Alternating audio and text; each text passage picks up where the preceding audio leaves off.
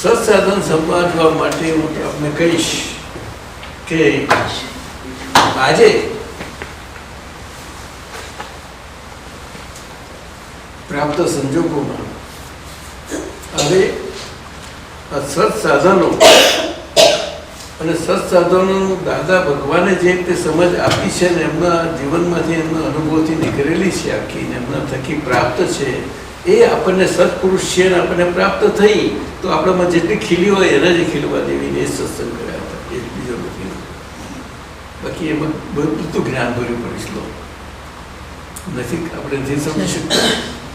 આપણે જાણીએ છીએ કે આપણે હું શુદ્ધાત્મા છું, મારે કંઈ સાધન તો મારું આજ્ઞાધર્મ જ રહ્યું આવે, પરંતુ ફાઇલને કહેવું પડશે ને. અમારો વિકાસ આખો આ સત્સાધનમાંથી જ ઘણું મહિના માટે કરાવડાઈને થયો છે. બહુ કરાવી પડી, એક એક કલમો લઈ લઈને એ પાસે મચી પડેલા. એ દાદા ભગવાન કોઈ પણ જીવનો અનુભવાથી કોઈ પણ જેવો અન્ના એના પર પડશે જ પડે લાગી સમજે.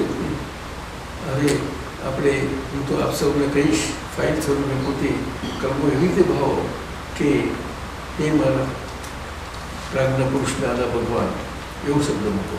કારણ કે આપણને તો મળ્યા છે પ્રજ્ઞા સ્વરૂપ દાદા ભગવાન પોતે આપણને પ્રગટ થઈ ગયેલા સ્પંદતામાં. અશરીરી છે, શરીરમાં પ્રગટ થઈ ગયા, અશરીર દાદા